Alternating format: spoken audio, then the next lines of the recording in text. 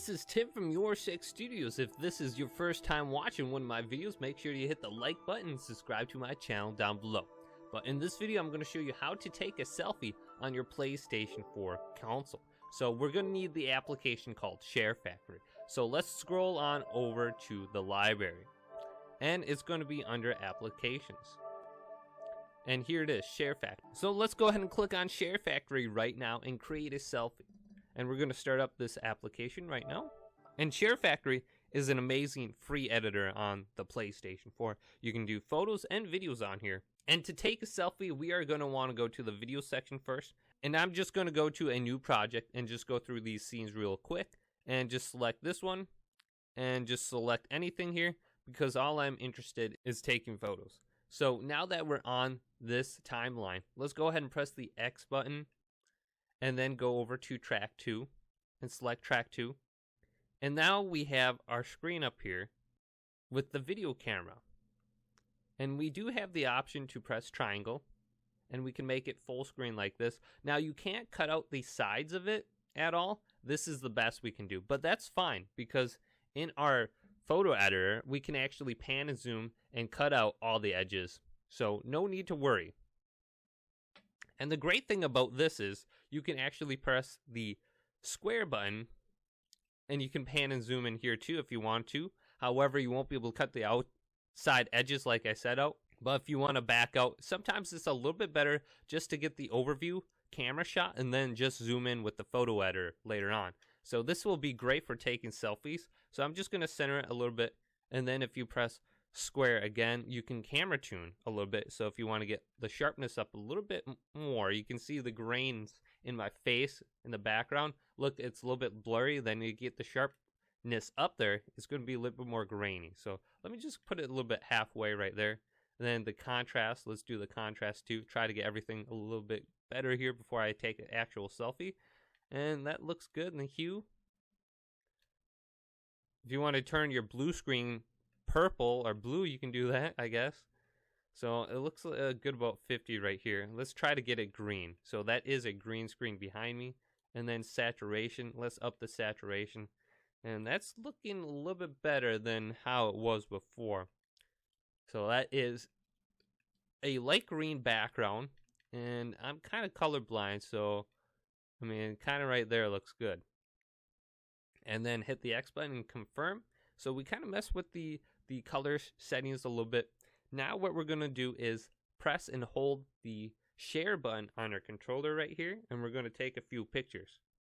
So let's go take some pictures.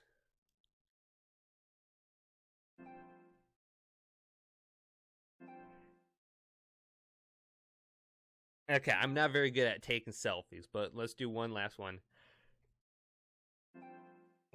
All right, so we took some pictures. You can see in the this side of the screen here, a bunch of picture icons popped up. So we have the pictures we wanted. Let's go ahead and back out of here, and we do not need to save anything.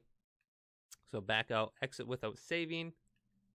All those pictures are already saved. Let's go over to the photo editor right here under videos and select new project. And on here, if you want to just choose a default one, that's fine. There are specific themes on here and different backgrounds for each theme, as you can see at the top right here. But I'm not going to choose those. I'm going to go ahead and choose one of the pictures I took. How about this one? I'm pretty excited, I guess. Let's go ahead and choose that one. You can choose multiple photos. Let's choose this one here, and we'll add those to my timeline. If you want to go ahead and rename your project, you can right here. I'm just going to go ahead and press continue. And both those photos will be in here now if you choose to. And you can also go to, you can go all the way up to 16 photos in a frame here if you want to make a custom background. So here's my first photo, and then you can drop down to 2 right here. Some of these are actually pretty good. And you can get really creative with this too. So let me just do one, just because it's a little bit simplified. And let's go ahead and press the X button on this photo. And we can edit the background from here. If we don't want any line spacing in here, the border spacing, we can go ahead and minimize that completely and get it out there. And sometimes I like to have a little bit of spacing in there and just throw in like a gradient background. Let's go back to the background. Let's go to the photo now by pressing X, and we're going to go to pan and zoom. And this is where we can crop it the way we want. We can get all that black. We can pan and zoom that black area out of our picture now. So that's why it's kind of better in the video editor to kind of pan and zoom your video camera all the way out. So when you're in the photo editor, you can kind of move around your picture the way you want it. So let's go ahead with this one right here. I look pretty damn happy, so let's go ahead and select that. And then from there, let's go back to the picture. We can go ahead and add a filter from here. And some of these filters are okay, like the black and white one. And then you have the saturation one is probably my favorite. It just adds more color to the picture overall. And then there's another one down here called clarity, I believe. And that one pops out the colors a little bit more. I like that one. Go through some of these different filters. You might like some of them more than me. But I'm just going to go ahead and choose clarity over here and select that one. And then you can add like a vintage effect to it. If you want to add like a blur or a black outline, you can do that. So I'm going to go ahead and add this one right here. Just a subtle vintage to the outside edge. And also, if you want to add like a specific picture or a graphic, you can do that from here. You can actually import images from a USB stick. So if you wanted a specific image on here, like with Rey Mysterio, you can do that by putting it in here under overlays. But I'm not going to put that in there. I'm going to take it out. But if you want to get like text in here, you can do that here. And there's a bunch of different text effects on here also. My favorite is probably one of the beginning ones here. And you can change the color of the text also. Let's go ahead and transform it right here. Now let's go ahead and press the square button again, and let's go to choose background, or you can even add in a specific color for the background. Now the saturation always starts out 0, so it's always white. And you can go to any kind of background you want right here. You can maybe make it a little bit blue. And if you go to the background and choose background, you can literally have any kind of background you want. So like this Avengers background, I could choose that. Or they have a specific just default gradient one right here where you have the option to choose 2 different colors for the background. And then you can go to background settings and you'll see there is 2 options right now. And you can change the angle of the gradient. I'm going to round my picture off a little bit more. And I think I'm going to make my spacing all the way down.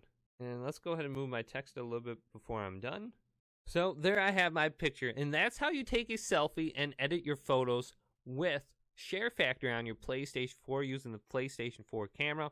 Once you have it the way you want it, you can go ahead and press the triangle button and save your photo, and it's going to render. And then you can go ahead and share it to your social media, or you can even share it to your timeline on your PlayStation 4. And there is my selfie I just took on the PlayStation 4 console just now as my background. And if you want to look at the selfies you took, go to the Capture Gallery application, and under all, you should be able to see the most recent pictures you took, all your selfies on. So here are my different selfies. If this video helped you out, make sure you give it a thumbs up and subscribe to my channel down below, and check out some of the other content coming up next on YourSixGaming.